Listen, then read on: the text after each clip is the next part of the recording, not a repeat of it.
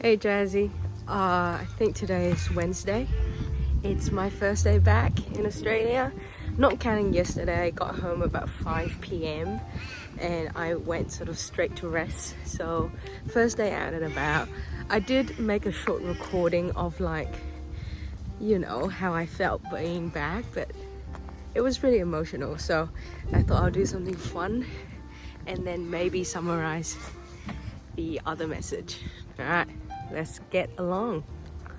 I mean, immediately you notice there's crows. Might not sound surprised to you because you hear it all the time, but in Vietnam there's not really a lot of bird sounds, so that's one thing. The air is much lighter. Lovely weather, it's really cool. It's actually not too hot. I think wearing this puffer jacket might make it too warm, but if I remove it, I have short sleeve underneath, so it's fine. And then you can notice I've gained quite a lot of weight.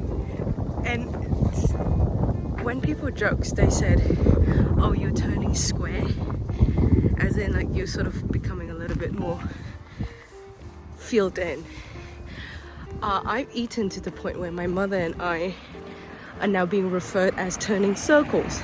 We have upgraded over the squares into the circles. So I'm going to the bank today and all of these walking's going to help. I'm already out of breath. I am ashamed of myself. Whew. Alright, I've arrived at the bus stop. It comes in I think about 10 minutes. It's right by the road.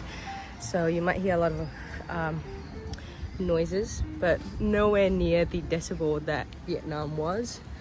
Now that I've got my license, it's going to arrive in a week, but now that I've passed the test, I'm starting to look out to like, oh, what sort of condition am I driving in? And like, I will be coming out from that corner in, and I feel like that's quite difficult for me to sort of have to look out for both ways before I drive the car into the main road. What else? Yeah, about the returning. I don't know, man, like it's so difficult to explain what being an immigrant is like, because like how do you explain being sad to leave but being excited to go?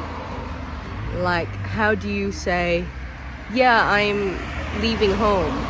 To go where, you ask? To go home, of course. You know? Or like, hugging your mom on the couch is like the most homely feeling ever, but then speaking English and, you know, hearing the trees and smelling the trees, and that feels like home as well. And then like not feeling at home at both places as well. Like, I just left a bunch of people that I barely remember and going here lying in a bed that I've never before, you know? And it is much harder, I think, returning as an adult, because obviously I left as a spoiled princess and now I'm coming back here with no jobs and a new household. So yeah, it's tough, but I'm sort of trying to let Mama Tina's lesson run through me, which is let the sadness meet you, let the happiness meet you, but then let it go, let both go, you know? Don't hold anything, because nothing is permanent. You just sort of live life, let life slides forward. And so that's what I've been doing yesterday, was that, like, I dilly-dally, I dawdle around, I play games and stuff like that, but at the end of the day, I clean my stuff up and the bedroom looked as neat as possible before 6 boxes arrived on Saturday. Yeah, so sort of just continue moving one step at a time and trying to find something homely in that house. Like, they've been so welcoming, and I find the little things like the cold tap turns hot and the hot tap turns cold, you know, those quirky things that a family doesn't really care about.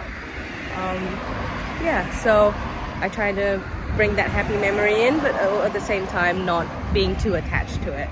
So yeah, all right, I'll catch you up along the journey. I hope you can hear me. Currently very, very lost. I'm in the shopping mall. I have no idea where it is. You know, I started this video wanting to tell you that my cuisine taste has changed and that one of the cultural shocks coming back is that I had no interest in all the food here. Like, plus I'm not making money and I'm very stingy when I don't make money. So I was talking about how like, oh, I don't even look at McDonald's, I don't look at KFC, I don't look at Hungry Jack's. Like, couldn't care less. Then I got a frozen yogurt. So turns out I'm not that stingy yet. I'm gonna go home now. I'm gonna buy milk tomorrow when I go to the bank with my appointment, because I feel like if I linger in the shopping center any longer, I'm gonna end up buying stuff. So I semi-changed my mind. I mean, I left the shopping center, but I'm going to check out the Marion Library, because I feel like if I'm gonna put sugar in my body, might as well walk it off a little bit. I probably would spend most of my time at the Flinders Uni Library because it's closer to my house, but why not see what other options there is. Talk about cuisine, like this shit is 15 bucks, bro. Oh my god, it's gonna take me some time getting used to.